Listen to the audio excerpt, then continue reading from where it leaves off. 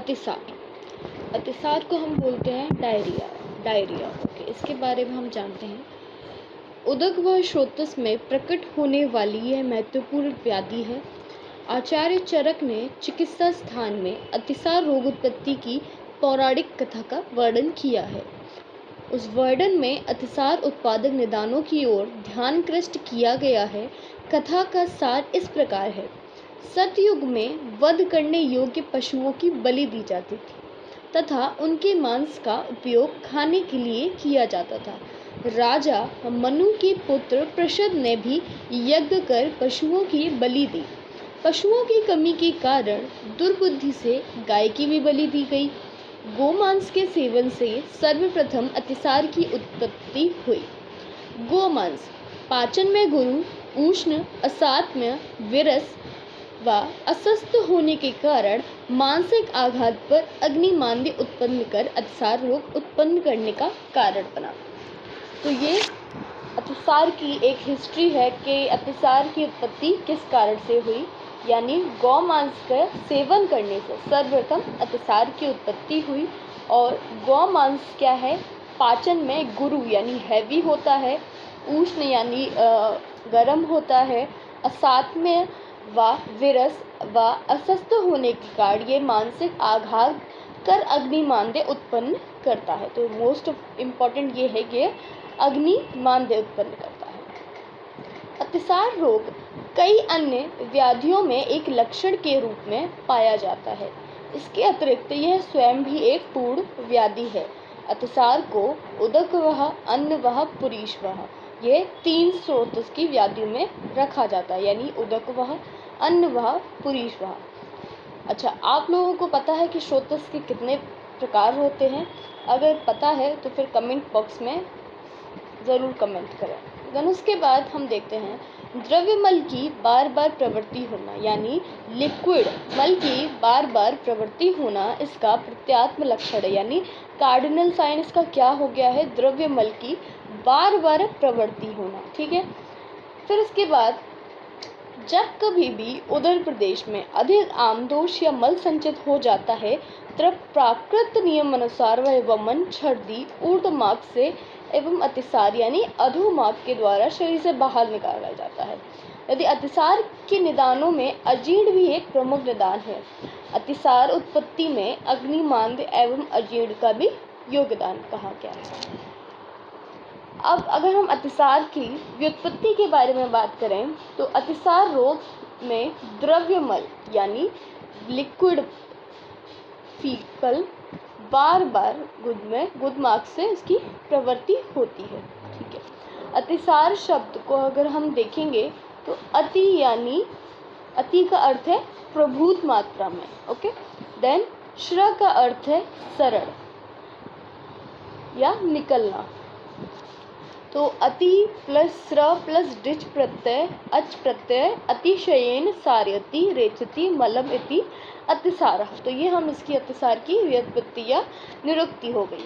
अब इसका संदर्भ देखें तो चरक संहिता चिकित्सा स्थान अध्याय 19 में अतिसार का वर्णन किया गया है। श्रुत संहिता उत्तर तंत्र अध्याय 3 में इसका वर्णन किया गया है। अष्टांग हृदय निदान स्थान में इसका वर्णन किया गया है। अष्टांग हृदय चिकित्सा स्थान में इसका वर्णन किया गया है। भाव प्रकाश आदि और भी अध्यायों में इनका वर्णन किया गया है। अब परिभाषा की बात करें तो परिभाषा भी अलग अलग आचार्यों ने अपने अपने अकॉर्डिंग बताई है। जैसे अतिसारम अतिसारा, गुदेन बहुद्रवम सरडम अतिसारा, अतीव सरयत अतिसारम गुदेन, शंशम्प्याम धातु शक्र मिश्रो सरतीव अतिसारा। तो ये सारी क्या है, इनकी परिभाषा हो गई। यानी इन्हीं उपयुक्त जो भी परिभाषाएं हैं इनसे क्या स्पष्ट होता है कि अत्यधिक द्रव्ययुक्त मल का निकलना, यानी ज़्यादा से ज़्यादा द्रव्ययुक्त मल निकल रहा है। अंसहत मलः गुदेन मुहुर्मुहुर सरति इतिसार, अर्थात गुदमार्ग से यानी एनस रीजन से असहंत यानी द्रव्ययुक्त मल का बार बार निकलना ही अतिसार या अतिसार रोग का सामंजस्य आधुनिक चिकित्सा से करना चाहिए। तो हमें से अगर मॉडर्न मेडिसिन के अकॉर्डिंग देखें तो इसे क्या कहा जाएगा, इसे कहा जाएगा डायरिया। मतलब मॉडर्न की डिजीज़ से कोरिलेट करेंगे तो इसको हम डायरिया कहेंगे।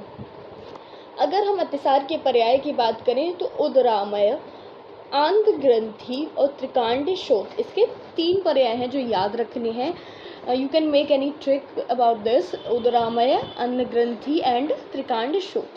देन उसके बाद हम बात करते हैं निदान की, यानी जो कॉजेटिव फैक्टर्स होते हैं अकॉर्डिंग टू आयुर्वेदा, जो डायरिया के कॉजेटिव फैक्टर्स हैं उनके बारे में हम जान लेते हैं। गुरु मात्रा यानी हैवी या फिर अति स्निग्ध, अति उष्ण, अति द्रव या अति स्थूल। यहाँ पर अति चीज़ का यूज़ बार बार किया गया है, यानी ज़्यादा स्निग्ध भोजन, अति उष्ण भोजन, है ना, अति शीतल यानी बहुत ठंडा, बहुत गर्म, बहुत ज़्यादा ही लिक्विड या फिर बहुत ही हैवी फूड अगर आप इनटेक करते हो, then there will be a chances to cause अतिसार। देन फिर यहाँ पे कुछ कंडीशंस बताई हैं, जैसे अजीर्ण, इंडाइजेशन की कंडीशन में हो सकता है, अध्यशन यानी ज़्यादा खाने से, विषमाशन यानी विषम मात्रा में खाने से, विरुद्धाशन यानी बार बार विरुद्ध भोजन खाने से, या अपरिपक्व भोजन यानी जो पक्व नहीं है वो भोजन करने से। फिर दूषित जल, यहाँ पर बोला है दूषित जल, अति मध्य अम्बुपान यानी ज़्यादा से ज़्यादा मद्यपान या फिर अम्बुपान करने से। देन उसके बाद यहाँ पर बोला है कि अगर विष का प्रयोग किया गया है या फिर किसी कंडीशन है, बहुत सारी कंडीशन है, जैसे शॉक की कंडीशन है, भय की कंडीशन है, या फिर वेग धारण करने से। ओके, देन उसके बाद बोला है कि स्नेहन स्वेदन या पंचकर्म में अति योग या मिथ्या योग होने से, अगर पंचकर्म की प्रोसेस हो रही है तो उसमें भी अगर अति योग या मिथ्या योग किया जाता है, then there will be a chance to cause अतिसार। देन उसके बाद है यहाँ पे ऋतु विपर्य।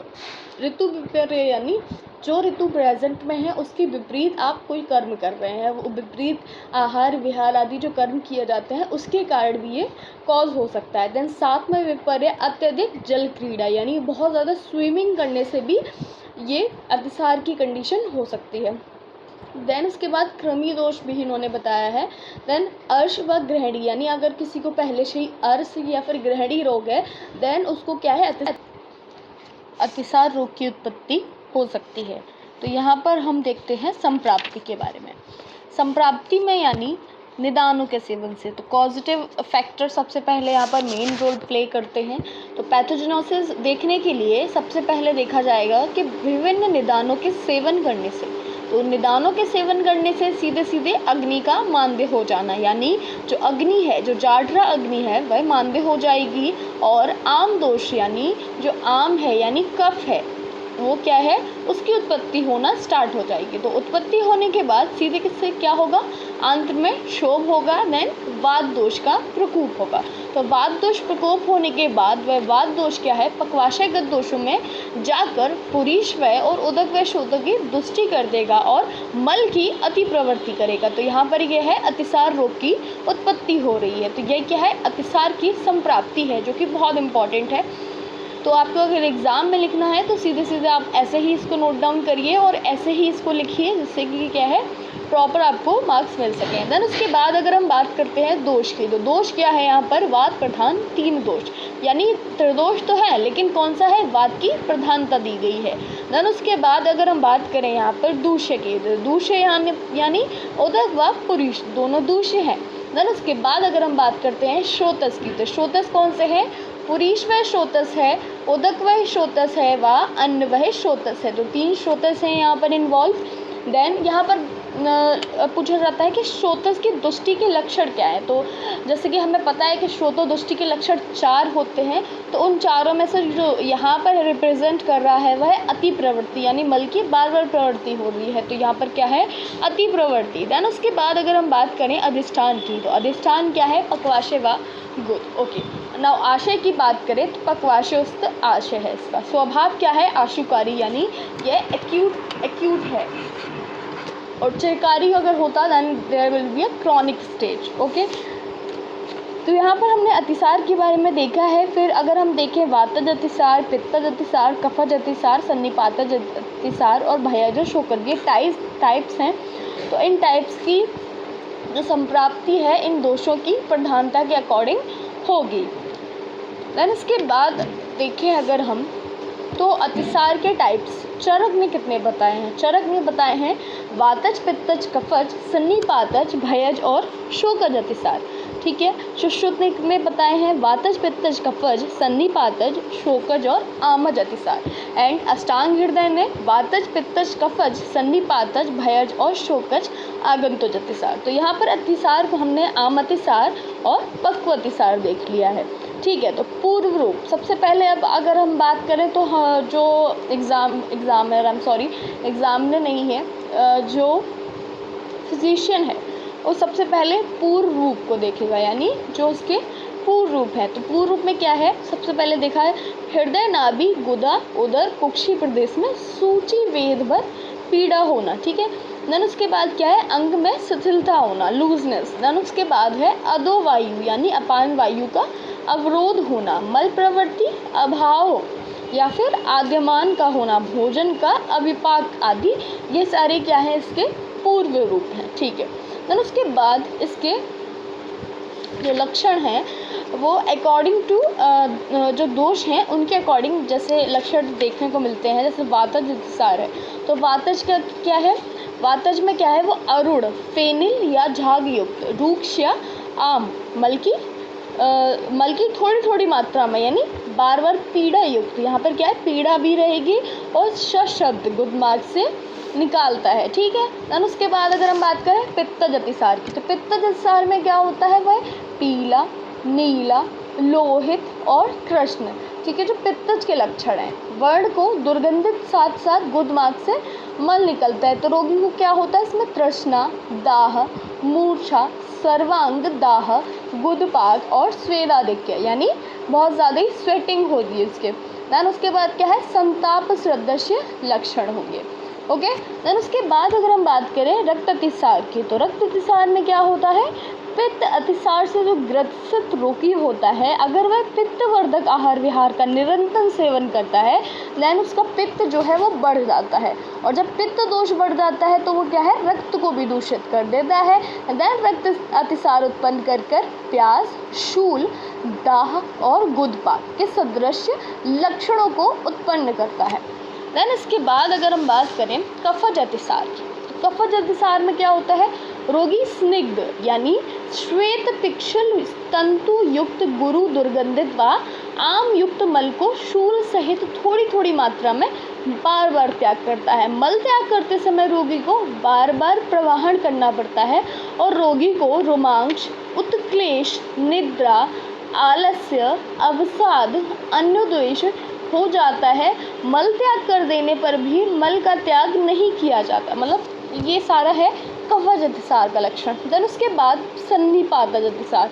सन्निपातज अतिसार में रोगी वराह, यानी यहाँ पर वराह का मतलब है एक जानवर है वराह, उसका यहाँ पर बताया गया है स्नेह मांस के समान पीला, हरा, नीला या मांस के धोवन के समान निरंतर वेदना युक्त अथवा वेदना रहित मल का त्याग करता है, बार बार त्याग करता है, ठीक है। तो ये क्या है, कफज सन्निपातज अतिसार का लक्षण है। फिर उसके बाद अगर हम शोकज की बात करें तो शोकज अतिसार में क्या होता है, वो सेम एज वातज अतिसार के लक्षण पाए जाते हैं। आचार्य भागवत के मतानुसार इसमें शीघ्र ही उष्ण व द्रव्य मल की प्रवृत्ति होती है तथा वात अतिसार एवं पित्त अतिसार के लक्षण मिलते हैं। तो आचार्य सुश्रुत के अनुसार क्या है, शोकज अतिसार में गुंजा सदृश एंड रक्त मिश्रित मल दुर्गंधित सहित दुर्गंध रहित वेदना के साथ मल की प्रवृत्ति होती है। तो यहाँ पर ही हमने अतिसार के बारे में देख लिया है। यहाँ पर फिर उसके बाद अब सीधे अब इसकी चिकित्सा के बारे में बात करते हैं। तो जो अतिसार है तो असाध्यता की अगर हम और देखें तो जो वातज, पित्तज, कफज अतिसार है ये सुख साध्य होते हैं, ठीक है, ये ट्रीटेबल है। लेकिन जो हमारा सन्निपातज अतिसार है ना, और जो शोकज और भयज अतिसार है ये क्या है, कृच्छ साध्य, यानी इनकी चिकित्सा ये ठीक तो हो सकते हैं लेकिन कृच्छता है इनमें, ठीक है। उसके बाद हम बात करते हैं असाध्य अतिसार के लक्षण क्या हैं। तो जब असाध्य अतिसार होता है तो उसमें क्या है, मतलब कुछ स्पेसिफिक लक्षण देखने को मिलते हैं, जैसे पक्व जामुन के समान स्निग्ध कृष्ण वर्ण वाला मल त्याग करता है। ठीक है, तो यहाँ पर क्या है स्पेसिफिकली पक्व जामुन के समान स्निग्ध कृष्ण वर्ण वाला। देन उसके बाद उन्होंने बोला है यकृत खंड के समान कृष्ण लोहित वर्ण वाला। ठीक है, यकृत खंड के समान कृष्ण यानी काला और लोहित वर्ण के वाला क्या है मल का त्याग करता है। पतला मल त्याग करता है, अल्प स्वच्छ मल त्याग करता है। घृत, तेल, वसा, मज्जा, वैश्वार, दूध, दधी, मांस धोवन के समान भी मल त्याग करता है। कृष्णिया नीले वर्ण का मल त्याग करता है। मयूर पिच्छ सदृश चंद्रिका के युक्त मल का त्याग करता है। ठीक है, और क्या है शवगंधी, शवगंधी यानी अत्यंत दुर्गंधित मल का त्याग करता है। तृष्णा, दाह, तम, श्वास, हिक्का, पाश, शूल, अस्थि शूल से पीड़ित मल। ठीक है, देन उसके बाद है मूर्छा अरति यानी मूर्छा अरति सम्मोह से युक्त मल का त्याग करता है। देन गुदवलियाँ, गुदवलियाँ यानी जो गुदा में है 3 वलियाँ प्रेजेंट रहती हैं तो उनका क्या है उनमें पाक या फिर गुदभ्रंश होता है। देन उसके बाद श्वास शूल ज्वर पीड़ित रोगी। आचार्य चरक ने सन्निपातज अतिसार को असाध्य माना है। तो चरक ने बोला है कि जो सन्निपातज है वो वहाँ पर असाध्य है। ठीक है, देन उसके बाद उपद्रव की बात करें तो उपद्रव में है स्वेलिंग हो जाएगी। ठीक है, स्वेलिंग होगी, फीवर देखने को मिलेगा, फीवर होगा, कास श्वास यानी कफ होगा, डिज्निया होगा, पेन होगा, तृष्णा यानी थर्स्ट देखने को मिलेगी, अरुचि यानी एनोरेक्सिया देखने को मिलेगा, एंड मूर्छा यानी फेंटिंग देखने को मिलेगी। ओके, देन उसके बाद यहाँ पर जो चिकित्सा सूत्र है जो आचार्यों ने चिकित्सा के बारे में वर्णन किया है तो उसके बारे में देख लेते हैं। तो अतिसार की यानी आमावस्था, पक्वावस्था, मतलब 2 तरह की अवस्था हैं तो उन्हें क्रम को छोड़कर चिकित्सा नहीं हो सकती है, इसलिए हमें आम तथा पक्व मल का लक्षण जानना आवश्यक होता है। ठीक, तो सबसे पहले क्या है हमें आम और पक्व मल की परीक्षा करनी है, उसके बाद अतिसार की चिकित्सा शुरू करनी है। ठीक है, तो आम और अतिसार हैं, तो अगर आमज अतिसार है ठीक है तो उसकी चिकित्सा क्या है वो देखते हैं। तो आमज अतिसार में क्या होता है, हमें सबसे पहले संग्राहक या स्तंभक औषधि का प्रयोग नहीं करना है। अगर आम अतिसार है तो उसका संग्राहन यानी उसको संग्रह यानी उसको रोकना नहीं है। स्तंभक औषधि यानी जो मेडिसिन उसको रोक दे वो मेडिसिन यूज़ नहीं करनी है। और यदि आम अतिसार में अगर हम पहले संग्राही औषधि के द्वारा आम मल को रोक देंगे तो दंडालसक, ठीक है, दंडालसक, आद्यमान और ग्रहणी, अर्श, शोथ, पांडु, प्लीहा रोग, कुष्ठ, गुल्म, उदर रोग, ज्वर इत्यादि रोग उत्पन्न होने की संभावना रहती है। तो यहाँ पर अगर आप अतिसार में स्तंभक औषधियों का यूज़ करेंगे then there will be a chances of दंडालसक, आद्यमहडी, अर्श, शोथ, पांडु रोग, कुष्ठ, गुल्म, उदर रोग आदि। यदि आम अतिसार में मल सुगमता से निकल रहा है तो उसे निकाल देना चाहिए। यदि संचित आम दोष पूर्ण रूप से ना निकलता हो अर्थात थोड़ा मल दोष निकलता हो तो रोगी को हरड़ का चूर्ण या फिर कल्क यहाँ पर ईसबगोल की भूसी, एरेंट का तेल किसी एक को उष्णोदक से दें।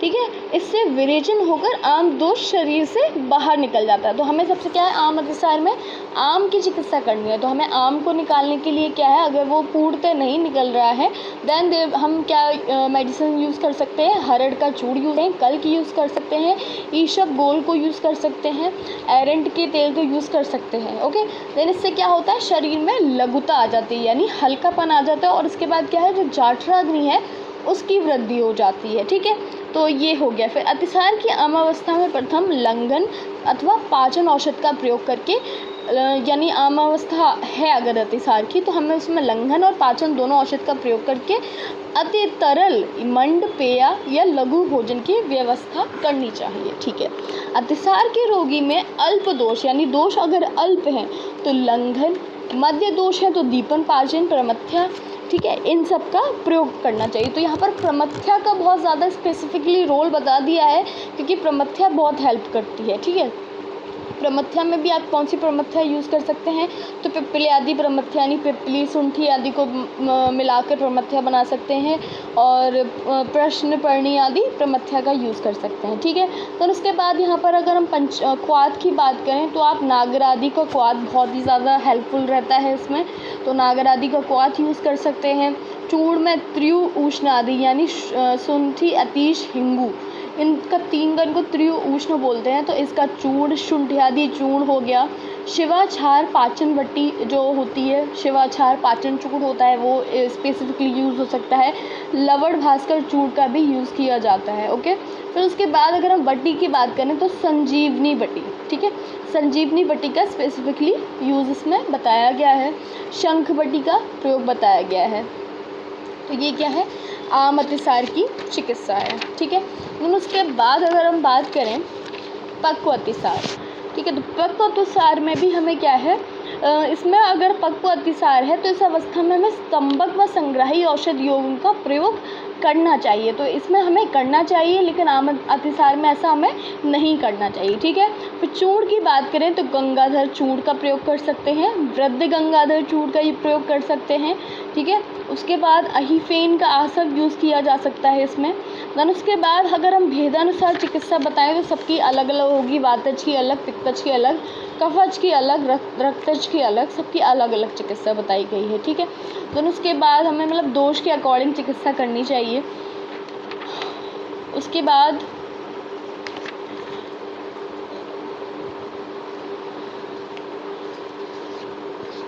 तो ये डायरिया है। अब हम इसके जो मॉडर्न पॉइंट ऑफ व्यू से थोड़ा देख लेते हैं कि डायरिया क्या है। तो डायरिया क्या है, एक स्टेट है in which an individual experience a change in a normal bowel habits characterized by the frequent passage of loose fluidy unformed stool is called diarrhea. Okay, it is a common symptoms gastrointestinal disturbance. Etiology की बात करें तो it can be due to diet, may be inflammation और irritation of intestinal mucosa, gastrointestinal infection और certain drugs and psychogenic factors. Types की बात करें तो ये एक्यूट डायरिया होता है, क्रॉनिक होता है, समर डायरिया होता है, ट्रैवलर्स डायरिया होता है, इन्फेंटाइल डायरिया होता है, इमोशनल डायरिया होता है। साइन एंड सिम्टम्स की अगर हम बात करते हैं तो साइन एंड सिम्टम्स में मोस्ट स्पेसिफिकली डिहाइड्रेशन देखने को मिलता है, देन एक्सेसिव थर्स्ट देखने को मिलती है, मेटाबॉलिक एसिडोसिस देखने को मिलती है, संकन आइज, ड्राई स्किन या फिर रेस्टलेसनेस देखने को मिलता है, इरिटेबिलिटी देखने को मिलती है, इलेक्ट्रोलाइट इम्बैलेंस, एब्डोमिनल पेन देखने को मिलता है, skin pinch goes back slowly and unconsciousness. तो these are the symptoms and signs which is present in diarrhoea patient. अगर हम मैनेजमेंट की बात करें तो सबसे पहले हमें क्या है, अवॉइडेंस ऑफ द कॉजेज़, जो भी कॉजेज़ हैं उनको अवॉइड करवाना है। अगर हम आयुर्वेद के अकॉर्डिंग बोले तो निदान का परिवर्जन कराना है। देन हम ORS ORT दोनों का यूज़ कर सकते हैं, IV फ्लूइड्स का यूज़ कर सकते हैं, इलेक्ट्रोलाइट न्यूट्रिएंट रिप्लेसमेंट थेरेपी का यूज़ कर सकते हैं, anti diarrhoeal medications, anti spasmodic medications, antibiotics का यूज़ कर सकते हैं। So this is all about Atisar. I hope you all like the video. Do like, comment, share.